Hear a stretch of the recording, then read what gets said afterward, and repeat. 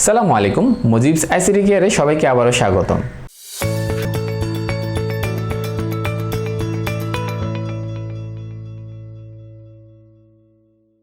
আমাদের আজকে টপিক হচ্ছে দশমিক সংখ্যাকে বাইনারি সংখ্যায় রূপান্তর।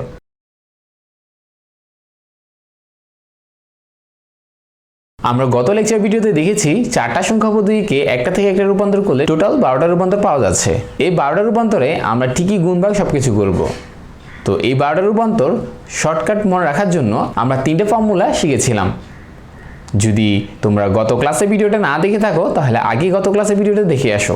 প্রথম কোশ্চেন, 27.25 একটা দশমিক সংখ্যা আমাদেরকে রূপান্তর করতে হবে বাইনারিতে। আমরা যারা এই ম্যাথগুলোতে একেবারে নতুন তাদের উদ্দেশ্যে বলবো, তোমরা আপাতত কয়েকটা ম্যাথ ভাইয়া যেভাবে কাউন্ট করতেছে ঠিক একইভাবে কাউন্ট করো। কীরকম করে? রূপান্তরের কোশ্চেন দেখলাম দশমিক থেকে বাইনারিতে রূপান্তর করছে। আমরা গত ক্লাসে দেখছিলাম যখন আমরা রূপান্তর কথাটা শুনবো তখন আমরা মনে মনে বেস 10কে খুঁজবো, অর্থাৎ সকল রূপান্তরকে খুব সহজ নিয়মে নিয়ে আসে বেস 10-এ। তো আমরা যদি এখানে আমাদের বেস 10কে খুঁজতে পারি তাহলে আমাদের ম্যাথটা খুব ইজি হয়ে যাচ্ছে। তো আমরা এখানে যদি কোশ্চেনের মধ্যে বেস 10কে খুঁজি তাহলে দেখো বেস 10কে পাওয়া যাচ্ছে নাকি, দেখো হ্যাঁ এই তো বেস 10কে আমরা পাচ্ছি। তো প্রথম কয়েকটা ম্যাথ আমাদের বুঝতে হবে আমাদের পুরো ম্যাথে হচ্ছেটা কি। একটু ভালো করে তোমরা খেয়াল করবা, বেস 10 থেকে তুমি বেস 2-তে কনভার্ট করতেছো, অর্থাৎ তুমি বেস 10 থেকে বাইনারিতে কনভার্ট করতেছো। এখানে বেস 10 তো বেস 10 ছিল, আর 2 বলতে আমরা বলছিলাম এনি বেস।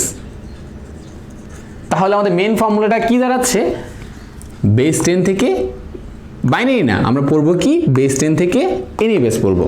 তো বেস 10 থেকে এনি বেসের ফর্মুলা কি ছিল? পূর্ণ সংখ্যাগুলোকে ভাগ করতে হবে, ভগ্নাংশ সংখ্যাগুলোকে গুণ করতে হবে। তাহলে আমরা দেখলাম যে আমরা কোশ্চেনটা একটু ভালো করে বুঝি তাহলে আমাদের সবগুলো ম্যাথে খুব সহজ মনে হবে। কেন? আমরা ফর্মুলা জানি, কিন্তু প্রথম কথা হচ্ছে আমরা কোশ্চেনে বুঝি না। তো সেক্ষেত্রে তুমি যদি কোশ্চেনটা একটু ভালো করে অ্যানালাইজ করো তাহলে তুমি ভালো করে খেয়াল করবা যে রূপান্তরে তুমি কোন নিয়মটা তোমাকে অ্যাপ্লাই করতে হচ্ছে। ভাই একটু আগে যেভাবে বললাম ঠিক একইভাবে তোমরা প্রথম দিকে কয়েকটা ম্যাথগুলোকে এভাবে করে প্র্যাকটিস করবা, তাহলে হবে কি খুব ভালোভাবে বুঝে যাবা। তো এখানে 27 হচ্ছে পূর্ণ সংখ্যা, 0.25 হচ্ছে ভগ্নাংশ সংখ্যা। তো আমাদের ফর্মুলা অনুযায়ী আমরা জানি পূর্ণ সংখ্যাকে ভাগ করতে হবে, ভগ্নাংশ সংখ্যাকে গুণ করতে হবে, অর্থাৎ আমরা 27কে ভাগ করব, 0.25কে গুণ করব। তো 27কে যদি আমরা ভাগ করি, এখন মনে কোয়েশ্চেন দেখতে পারো ভাইয়া ভাগ করবেন কত দ্বারা ভাগ করবেন? তো আমরা একটু খেয়াল করি, এখানে দেখা যাচ্ছে বেস 10 বেস 2। তো বেস 10 ক্যালকুলেশন আসে না, সে শুধু নিয়ম শিখিয়ে দিবে। তাহলে বেস 2 দ্বারা ভাগ হবে, বেস 2 দ্বারা গুণ হবে, খুব সহজ। তাহলে 27কে 2 দ্বারা ভাগ করে নিয়ম কি ছিল? এ বরাবর লিখবো ভাগফল আর এ বরাবর লিখবো ভাগশেষ। এখন আমরা ভাগফল আর ভাগশেষ কিভাবে নির্ণয় করব? আমরা যদি ক্যালকুলেটরের মধ্যে 27কে 2 দ্বারা ভাগ করি তখন আমার রেজাল্ট আসবে 13.5। এখন এখানে 13.5 আসছে, হ্যাঁ ভাগফল তো 13 পাইলাম, বাট ভাগশেষটা কোথায়? তো এটা নিয়ে বের করার সহজ নিয়ম হচ্ছে তোমায় করতে হবে এই 13কে বসে দিতে হবে, আর 0.5 বলতে 1 শুধুমাত্র বাইনারিতে। হ্যাঁ ভাই ঠিকই বলছি, 0.5 বলতে 1 শুধুমাত্র বাইনারিতে। এখন ভাই শুধু কেন বলছেন? যখন আমরা অক্টালে যাব, হেক্সাতে যাব তখন দেখব। তো আমরা যেটা শিখলাম 13 এখানে বসে দিব, আর 0.5 বলতে 1 শুধুমাত্র বাইনারির জন্য। আবার ভাগ করব, কতক্ষণ ভাগ করতে হবে? যতক্ষণ না এই জায়গায় ভাগফলটা শূন্য না আসে, শূন্য আসে নাই, তাহলে আমি আবার ভাগ করব কত দ্বারা? সেমভাবে 2 দ্বারা ভাগ করতে থাকবো। তো 13কে যদি আমরা 2 দ্বারা ভাগ করি তখন আমরা ক্যালকুলেটারে দেখব 6.5 আসছে। এখন আমরা এখানে কী করব? আগের মতো 6কে এখানে বসাই দিব, আর 0.5 বলতে 1। এখন মনে কোশ্চেন থাকতে পারে যে ভাই আপনি এতবার 0.5 বলতে 1 বসাই দিচ্ছেন, বাট ভাগশেষগুলো কীভাবে বের করতেছেন? তোমাদের একটা ম্যাথ দেখাই, ভাগ বলা ছোটোবেলায় আমরা যে ম্যাথগুলো করতাম তা দেখাচ্ছি। ধরো 27কে তুমি যদি 2 দ্বারা ভাগ করো, প্রথমত একবার যাচ্ছে, 2 একে 2, তারপর এখানে 0, এখানে 7। এখন 7 কয়বার যাচ্ছে? 3 বার যাচ্ছে, 3 × 2 6, আর থাকে 1। এখানের মধ্যে 13টা হচ্ছে ভাগফল আর 1 হচ্ছে ভাগশেষ। আমরা ছোটোবেলা কিন্তু এভাবে ভাগ করে এই ম্যাথগুলো করতাম। তো সেই হিসাবে আমরা এখানে ভাগফল 13 বসালাম, ভাগশেষ 1 বসালাম। বাট প্রত্যেকটা ম্যাথকে আমি এভাবে ক্যালকুলেশন করতে পারবো না, তাই ম্যাথটা মনে রাখবো। ওকে, আচ্ছা অ্যাগেন এখানে আসি। এখন যদি তুমি 6কে 2 দ্বারা ভাগ করো তোমার ক্যালকুলেটারে শো করবে শুধু 3।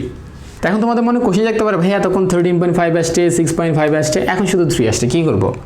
তো আমরা জানি পূর্ণ সংখ্যাটা আমরা বসিয়ে দিব, অর্থাৎ আমাদের পয়েন্ট নেই মানে ভাগশেষ আসে নেই, কিন্তু না আসলেও আমাদের কিছু লিখতে হবে, সেক্ষেত্রে আমরা একটা শূন্য বসিয়ে দিব, অর্থাৎ ভাগশেষ শূন্য। এরপরে আবার ভাগ করতে থাকবো। ভাইয়া কতক্ষণ ভাগ করবো? যতক্ষণ এখানে 0 না আসে। 2 দ্বারা ভাগ করো, ক্যালকুলেটারে 2 দ্বারা ভাগ করলে দেখবা 1.5। তো সেক্ষেত্রে আমরা জানি কি করব, 1টা বসিয়ে দিব, 0.5 বলতে 1।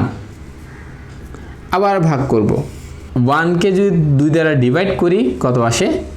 0.5। তো একই কথা, 0 বসিয়ে দিবা, 0.5 বলতে 1, শেষ। তো এখন এটা অ্যান্সারে আসি। অ্যান্সার লিখে নিয়ম আমরা একটু আগে দেখলাম, ভাগের ক্ষেত্রে ভাগশেষগুলোকে যে থেকে উপরে কাউন্ট করব, অর্থাৎ আমাদের অ্যান্সারটা দাঁড়াচ্ছে 1 1। দেখো 1 1 0 1 1। এটা তো আমাদের পূর্ণ সংখ্যার জন্য গেল। এখন ভগ্নের সংখ্যার জন্য আমরা কি করব? নিয়ম আবার বলতেছে আরেকবার, formula base 10 to any base পূর্ণ সংখ্যা ভাগ করতে হবে, ভগ্নের সংখ্যা গুণ করতে হবে। সেই ক্ষেত্রে আমি পূর্ণ সংখ্যা ভাগ করলাম, এখন ভগ্নের সংখ্যাকে আমি কি করব? গুণ করব। তো 0.25কে আমরা গুণের নিয়ম কি ছিল, আমরা ভগ্নের সংখ্যাকে এখানে রাখবো, রেখে বেস নাম্বার দ্বারা গুণ করব। এখন কত বেস? এখানে বেস কোনটা আছে? বেস 2 আছে। 10 ক্যালকুলেশনে আসে না, আবার বলছি। এখন 0.25কে যদি তুমি 2 দ্বারা মাল্টিপল করো অর্থাৎ গুণ, তখন তোমার ক্যালকুলেটারে শো করবে 0.5। 0.5। তো আমরা নিয়ম কি ছিল? নিয়ম ছিল এ বরাবর লিখবো পূর্ণ সংখ্যা, এ বরাবর লিখবো ভগ্নের সংখ্যা। 0.5 এর মধ্যে পূর্ণ সংখ্যা হচ্ছে 0 আর 0.5 হচ্ছে ভগ্নাংশ। এখন আবার গুণ দিব, কতক্ষণ দিব? যতক্ষণ না এই জায়গায় 0 আসে না, ইনটু 2। তো গুণ দিলে দেখা যাচ্ছে তুমি যখন ক্যালকুলেটারে 0.5 ইন্টু 2 দিবা, তোমার ক্যালকুলেটারে শো করবে শুধু 1। এখন তুমি চিন্তা করে গেলা যে ভাই এখানে তো সবগুলো ভগ্নাংশ আসতো, যে 0.5 এরকম কিছু অথবা 0.7 এরকম কিছু একটা আসতো, বাট এখন আমাদের আসছে শুধু 1। এখন 1কে কি করব? আমাদের এই পাশে লিখতে হবে পূর্ণ সংখ্যা, এই পাশে লিখতে হবে ভগ্নাংশ সংখ্যা। তো আমরা অনেকে ভুল করি কি এখানে 1টা এখানে বসাই দিই, বাট এটা ভুল। আমাদেরকে মনে রাখতে হবে আমরা 1 আসছে মানে 1.00। মনে রাখবা গুণের ক্ষেত্রে কখনো পয়েন্ট ছাড়া ভ্যালু আসে না। তো সেক্ষেত্রে 1 আসছে বলতে কত আসছে? 1.00। তো তুমি কি করবা? 1টা এখানে বসিয়ে দিবা আর 0.00 এখানে বসিয়ে দিবা, শেষ। তো আমরা স্টুডেন্টরা এই জায়গায় কনফিউজড হয়ে যাই যখন আমরা গুণের বেলায় গুণ দেওয়ার পর দেখলাম কি একটা পূর্ণ সংখ্যা চলে আসছে, তখন আমরা কনফিউজ যে আমরা করবোটা কি, কাকে বসাবো, কোন নাম্বারটা বসাবো। সেটা মনে রাখতে হবে পূর্ণ সংখ্যা আসছে বলতে, ধরো ফর এক্সাম্পল তোমার যদি কোনো জায়গায় আসতো 2, যদি এখানে 2 কখনো আসবে না, আরেকটা মেথে দেখাবো, এখানে বাদ দাও। তো পূর্ণ সংখ্যা আসছে তো 0.00 বসে দিবা। এখন আমাদের যদি অ্যান্সার লিখতে হয় তাহলে আমরা অ্যান্সার আসি। ভাগেরটা ছিল যে থেকে উপরে, অর্থাৎ এটা MSB, এটা ছিল LSB। গুণেরটা ছিল উপর থেকে নিচে, অর্থাৎ এটা হচ্ছে MSB, এটা হচ্ছে LSB। এই জিনিসটা মাথায় রাখবা যে ভাগেরটা হচ্ছে নিচে থেকে উপরে, গুণেরটা হচ্ছে উপর থেকে নিচে, ঠিক আছে? তো এখন তাহলে আমাদের অ্যান্সারটা কি দাঁড়াচ্ছে? সুতরাং 27.25 বেস 10 ইকুয়াল ভাগেরটা নিচে থেকে উপরে, অর্থাৎ 11011। তাহলে 11011 এরপর যেহেতু এটি ভগ্নাংশ অঙ্ক, তাহলে 0.0101 বেস 2। দেখো ম্যাথগুলো খুবই সহজ। এখন তোমাদের মনে আরও কয়টা কোশ্চেন জাগতে পারে যে ভাইয়া যদি এখানে 00 না আসতো তখন কি হইতো, যদি ম্যাথটা অনেক বড় হইতো তখন কি হইতো, যদি শুধু পূর্ণ সংখ্যা আসতো তখন কি হইতো, যদি শুধু ভগ্নাংশ আসতো তখন কি হইতো। আমরা এখন সেগুলো দেখব, একটা করে আমরা প্র্যাকটিস করে দেখি। লেকচারগুলো একটু বড় হইতে পারে, যেহেতু আমি বলছিলাম যে আমার এগুলো একটু প্র্যাকটিস থাকবে। এখানে দিল শুধু পূর্ণ সংখ্যা, তাহলে আমরা ম্যাথটা করি। আমরা বলছিলাম যখনই আমরা এই সকল রূপান্তর করতে যাব তখনই সাথে সাথে আমরা বেস 10কে খুঁজবো। তো বেস 10 খুঁজলে দেখা যাচ্ছে আমাদেরকে বেস 10 আমরা পেয়ে যাচ্ছি এই জায়গায়। বেস 10 পাওয়ার পর দেখবো পুরো ম্যাথ হচ্ছেটা কি, অর্থাৎ কোন নিয়মে আমাদেরকে ফর্মুলা অ্যাপ্লাই করতে হবে। তো দেখা যাচ্ছে বেস 10 থেকে বেস 2 এ যাচ্ছে, অর্থাৎ বেস 10 টু বেস 2 বলতে কি এনি বেস। খুব সহজ, আমরা ফর্মুলা পেয়ে গেলাম, কোন ফর্মুলা আমাদের অ্যাপ্লাই করতে হবে। তো আমরা দেখলাম বাইনারি থেকে দশমিক থেকে বাইনারিতে রূপান্তরের জন্য বেস 10 থেকে এন বেসে ফর্মুলা। বেস 10 থেকে এন বেসে ফর্মুলা ছিল পূর্ণ সংখ্যায় ভাগ করতে হবে এবং ভগ্ন সংখ্যাকে গুণ করতে হবে। এখন কোশ্চেন দেখা আছে শুধু পূর্ণ সংখ্যায় আছে, অর্থাৎ আমি শুধুমাত্র ভাগের কাজটা করব, অর্থাৎ 57 ডিভাইডেড বাই 2। এখন 57কে 2 দ্বারা ভাগ করলে আমরা ক্যালকুলেটরে দেখব 28.5 আসছে। নিয়ম আগের মতোই কি করব, আমরা 28কে বসে দিব আর 0.5 বলতে 1। এগেন আবার ভাগ করব কত দ্বারা, 2 দ্বারা। এখন আমরা যে ক্যালকুলেটরে 28কে 2 দ্বারা ভাগ করি তখন দেখব আমরা আসছে 14টা এখানে বসাই দিব। পয়েন্ট দিয়ে কিছু আসে না বলতে ভাগশেষ হচ্ছে 0। 14কে 2 দ্বারা ভাগ করলে ভাগফল হচ্ছে 7, তাহলে 7 আর ভাগশেষ হচ্ছে কত, 0। আর ভাগ করব, কতক্ষণ করব, যতক্ষণ এখানে 0 না আসে। ভাগ করব 3 বার যাচ্ছে আর ভাগশেষ 1, কেন, ক্যালকুলেটর তুমি পাবা 3.5। 3.5 বলতে 3টা এখানে বসাবো, 0.5 বলতে শুধুমাত্র বাইনারির জন্য 1। আবার ভাগ করব 3কে ভাগ করলে 1.5, অর্থাৎ 1 বসাবো, 0.5 বলতে 1। আবার ভাগ করব 2কে 1 দ্বারা ভাগ করলে 0.5, অর্থাৎ আমরা এই জায়গায় লিখব 0 আর এই জায়গায় লিখব 1। এখন আমরা যদি অ্যান্সার লিখি, সুতরাং 57 বেস 10 ইকুয়াল, ভাগের অ্যান্সার কীভাবে লিখতাম, নিচে থেকে উপরে, অর্থাৎ এটা এমএসবি, এটা এলএসবি, এটা হচ্ছে আমাদের এমএসবি, এটা হচ্ছে আমাদের এলএসবি। তাহলে আমরা লিখি 1 1 1 1 1 1 0 0 0 0 1 0 0 0 0 1। শেষ। খুবই সহজ। আমরা আরেকটা প্র্যাকটিস দেখি। ধরো কোশ্চেন বললো শুধু 0.75 বেস 10 নিয়ে যেতে হবে বাইনারিতে।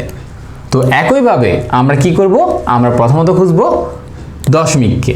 তো দশমিকে পেয়ে যাচ্ছি, দশমিকে পাওয়ার পর দেখব কি হচ্ছে, দেখলাম দশমিক থেকে বাইনারি অর্থাৎ এনি বেসে কনভার্ট করতেছি।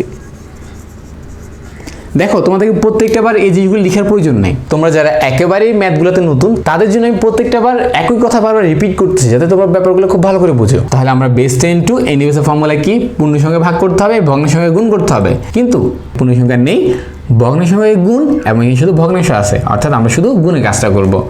এখন গুণের নিয়ম কি ছিল, 0.75 ভগ্নাংশের সংখ্যাটাকে বেস দ্বারা গুণ করব। বেস কত হবে, 10 তো ক্যালকুলেশন থাকে না, তাহলে 2।